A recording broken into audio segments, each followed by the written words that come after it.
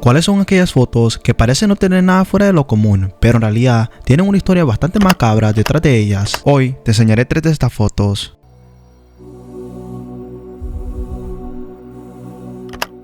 David Alexander Johnston nació en 1940, atendió la Universidad de Illinois, su familia era de clase media y su tiempo siempre lo concentró en lo que más le gustaba, estudiar volcanes. Con el tiempo logró terminar el curso de geología y terminó graduándose con honores, haciéndolo uno de los mejores de su clase en ese año. Ese mismo verano, después de graduarse, David decidió acompañar al vulcanólogo Peter Lipman en su estudio de 2 calderas extintas. Todo esto porque David quería prepararse para empezar a estudiar volcanes activos. Su primera experiencia con volcanes activos fue un estudio geofísico del Monte Agustín en 1975. Dado su trabajo, David fue muy reconocido por su trabajo meticuloso y talentoso en el área de relaciones entre los gases volcánicos y su relación con las erupciones. Pero avancemos a 1978.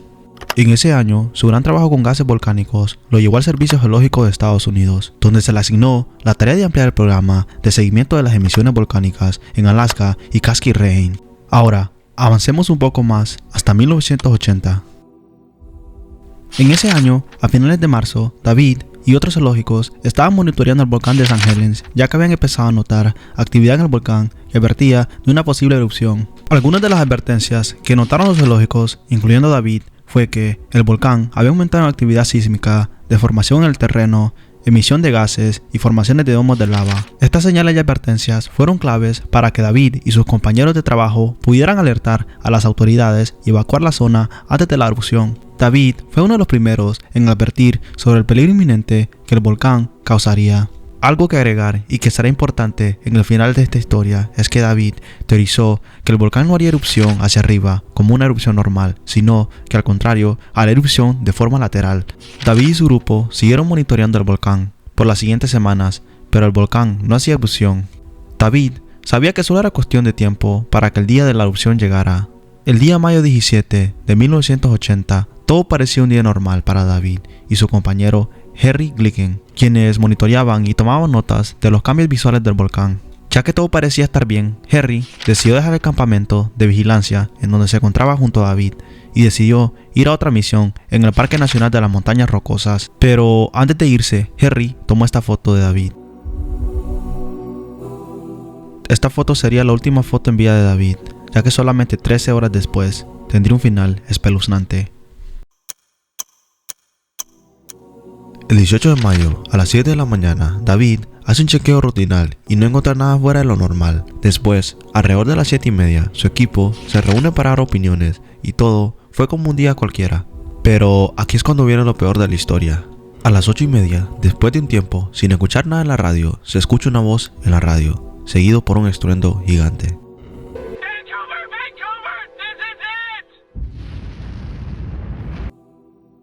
Lo que acabas de escuchar fueron las últimas palabras de David. Después de esto, David sería arrastrado y enterrado por la erupción. Pero, ¿te acuerdas cómo te dije que David teorizó que el volcán haría erupción de forma lateral y no vertical? Pues siempre tuvo la razón y todo pasó exactamente como lo predijo. Esta erupción lateral causó que David y otras personas fueran sorprendidas y dejadas sin tiempo de reaccionar, ya que en minutos la erupción los había alcanzado. Después de la erupción, se hizo una búsqueda para poder recuperar el cuerpo de David, pero este nunca fue encontrado. Y esta es solo la primera historia de estas fotos. Quédate y te enseño las demás. El costurero volador, o también conocido como Franz Reichel, nació el 16 de octubre de 1878 en Hungría. Franz fue un costurero, inventor y uno de los pioneros del paracaídas. Venía de una familia de agricultores que cultivaban producto del lúpulo australiano. Pero Reichel odiaba la vida de campesino y decidió dejar atrás el negocio familiar y mudarse a Francia en 1898, en donde obtuvo la nacionalidad francesa y obtuvo un nuevo nombre, Francis. Al mudarse a Francia, algo que a Franz siempre le fascinó fue el rápido desarrollo de los primeros aviones. Pero también escuchó sobre los múltiples accidentes que hubo y en donde varios pilotos murieron. Esto motivó a Franz a crear algo que evitara la pérdida de vidas de pilotos en los accidentes. Franz se tomó muy en serio todo esto y decidió que su nuevo objetivo sería crear un paracaídas. Imaginó algo lo suficientemente ligero como para que un piloto pudiera usarlo y lo suficientemente resistente como para salvarle la vida. Pero la realidad es que los primeros prototipos que creó eran poco convencionales y fallaron miserablemente. Pero a pesar de los fallos, Rachel seguía convencido que el fallo no estaba en su invento, sino que el problema venía de la forma en la que probaba los paracaídas. Franz pensaba que tenía que probarlos desde una altura más alta, y había un lugar que ofrecía eso: la Torre Eiffel. Franz puso su mirada al primer piso de la Torre Eiffel, que estaba alrededor de 57 metros sobre el suelo. Este brinco sería aproximadamente 5 veces mayor que sus puntos de lanzamientos anteriores. Pero antes de eso, Franz tenía que obtener un permiso de la ciudad para poder hacer la prueba. A principios de 1912, por fin, Franz pudo obtener el permiso y poco después, como esperado, anunció a la prensa que la prueba tomaría lugar el 4 de febrero de 1912.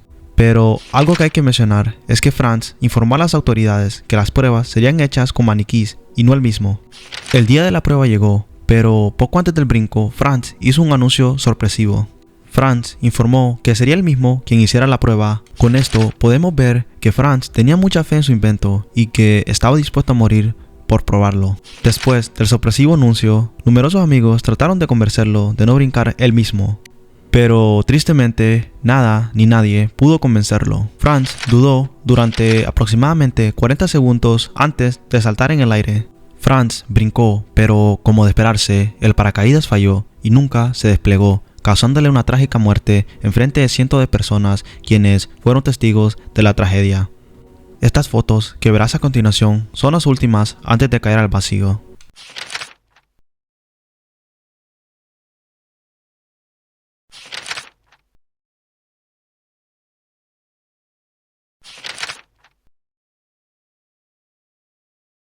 Sin duda, una forma muy horrible de morir. En octubre 22 del 2003, un grupo de buzos se encuentra en una expedición de buceo cuando uno de ellos decide tomar esta foto como recuerdo. Pero, ¿qué es lo que esconde esta foto? Bien, te lo enseño. Tina Watson, de 26 años, era una modelo que atendía la Universidad de Alabama, escuela en donde conoció a su prometido Gabe Watson. Gabe era un buceador de rescate profesional, con mucha experiencia, con alrededor de 55 clavados. Poco tiempo después, se casaron y Gabe convenció a Tina que tomara las clases de buceo para que cuando fueran a su luna de miel, bucearan sin ningún inconveniente. Poco tiempo después, Tina empezó las clases de buceo sin importar de la enfermedad que padecía. En realidad, no sé cuál enfermedad tenía exactamente, pero sé que tenía que ver algo con taquicardias. Tina terminó las clases de buceo sin ningún problema y la pareja planeó ir al arrecife llamado Arrecife Great Barrier, pero antes de ir, una semana antes, decidieron ir a Sydney para bucear en el naufragio del bote llamado SS Yangola, que se hundió en 1911. El esposo de Tina ya tenía mucha experiencia en el buceo, pero Tina todavía no era muy experimentada y nunca había hecho un buceo en el mar, o incluso nunca había ido más bajo de los 9 metros de profundidad. Por esta razón, la compañía les ofreció orientación y buceo guiado, pero la pareja se rehusó a esta oferta. El 22 de octubre, a las 10:30 de la mañana, la pareja empezó su descenso, pero poco después, Tina empezó a tener problemas con su equipo de buceo. Gabe dijo que las corrientes eran más fuertes de lo que habían previsto. Tina, con una cara de preocupación, hizo una seña para volver hacia la cuerda que lo subiría hasta la superficie. Pero accidentalmente, Tina golpeó y hizo que Gabe perdiera su máscara y su regulador de aire, así que inmediatamente Gabe comenzó a nadar hasta la superficie para poder salvar su vida. Gabe perdió su visión inmediatamente, pero cuando la recuperó, vio a Tina hundiéndose al vacío. Rápidamente, Gabe subió y pidió ayuda en la superficie, pero todo fue en vano, ya que era demasiado tarde y Tina perdió la vida. Pero aquí es donde viene lo más increíble de esta historia. Al mismo tiempo, mientras Gabe iba a pedir ayuda, había otro grupo que estaba buceando cerca de donde había ocurrido la tragedia. Cuando uno de ellos tomó una foto y sin darse cuenta, al fondo se puede ver el cuerpo de Tina boca arriba en el fondo del mar. 10 minutos después, un rescatista subió el cuerpo de Amy a la superficie. Si quieres seguir viendo videos como estos, te recomiendo mi canal.